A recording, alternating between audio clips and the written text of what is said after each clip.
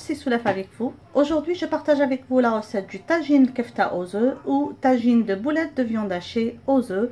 Un très bon plat, un plat bien copieux, un plat bien nutritif qui se réalise en un clin d'œil. Donc suivez-moi pour avoir les détails de cette réalisation. Pour cette recette, on va avoir besoin de viande hachée. Ici, j'utilise la viande hachée de bœuf. On va avoir besoin d'oignons hachés, d'ail qu'on va écraser tout à l'heure, de persil haché, de tomates fraîches concassées, de sel, de poivre noir, de paprika et de cumin. Pour terminer la recette, on va avoir besoin d'œufs selon le nombre de personnes. Alors directement, on va passer à la préparation. Tout d'abord, on va commencer par préparer la sauce. Donc je vais mettre l'équivalent de 3 cuillères à soupe d'huile d'olive extra vierge. Je travaille toujours avec l'huile d'olive extra vierge. Pour les gens qui pensent que cette huile est forte en odeur, non, l'huile d'olive extra vierge est totalement différente de l'huile du bled, comme celle que j'achète en Algérie, qui a une odeur très forte et très agréable pour les plats traditionnels. Cette huile ne sent pas comme l'huile d'olive du bled, elle est très très bonne pour les plats, donc moi je l'utilise tout le temps. Alors dans le fond d'une poêle, je vais mettre l'huile d'olive. On va faire revenir l'oignon. Pour la recette, je dois utiliser de l'oignon blanc. Mais comme je n'en avais pas beaucoup, j'ai mis un mélange d'oignon blanc et d'oignon rouge. Donc on va faire revenir jusqu'à ce que l'oignon prenne une belle couleur. Le secret de réussite de n'importe quel plat en cuisine, c'est de faire bien revenir les oignons jusqu'à ce qu'ils deviennent translucides. Maintenant, j'introduis l'ail râpé.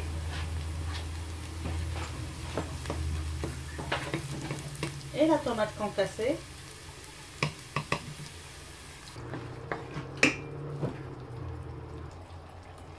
J'ajoute un peu de paprika doux. D'habitude, je mets du piment d'Espelette pour avoir une sauce relevée. On y ajoute le sel, pas beaucoup de sel parce que c'est une sauce réduite. Là, comme vous voyez, c'est une demi-cuillère à café de sel. Je préfère ajuster le goût vers la fin. J'ajoute aussi le poivre noir.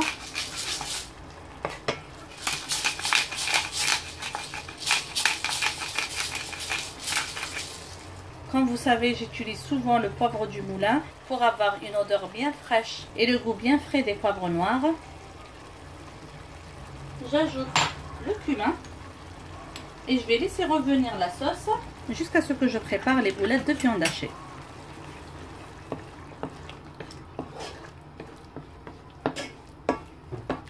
J'ai baissé un petit peu le feu.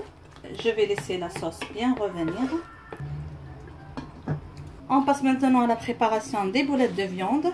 Pour cela, donc, j'ai placé la viande hachée dans un saladier. Je vais ajouter du persil haché. J'ai oublié tout à l'heure de mentionner dans les ingrédients la chapelure. J'aime toujours ajouter la chapelure dans la préparation des boulettes de viande hachée pour avoir des boulettes bien tendres. Donc presque l'équivalent d'une cuillère à soupe de chapelure. On va avoir besoin d'un peu de poivre du moulin. On aura besoin de cumin, d'ail râpé. Donc là, j'ai mis une gousse d'ail et d'un peu de sel. Voilà, une petite quantité de sel. Donc là, j'ai même pas utilisé la demi-cuillère à café. On introduit bien le tout.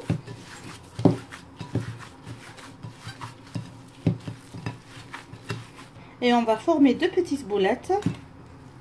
Donc, deux petites boulettes comme ça.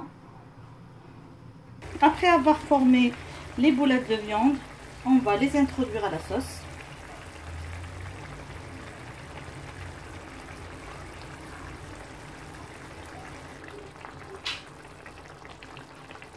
Et on va laisser cuire un petit peu avant d'introduire les œufs.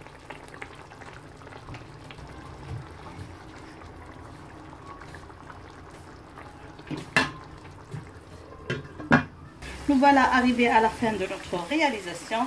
Alors, j'ai vérifié, les boulettes de viande sont bien cuites. La sauce, comme vous le voyez, elle est bien réduite.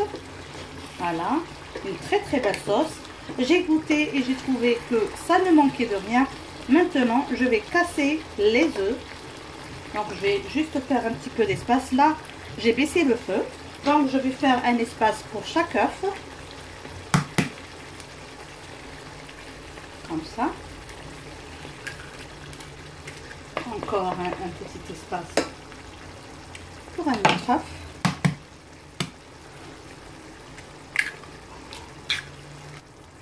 Comme vous le voyez, c'est un plat très facile à réaliser, très simple.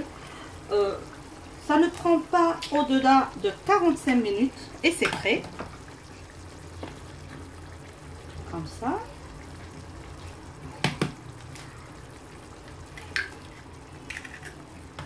Une petite touche de sel au-dessus de chaque œuf, pas plus. Je vais couvrir et laisser cuire.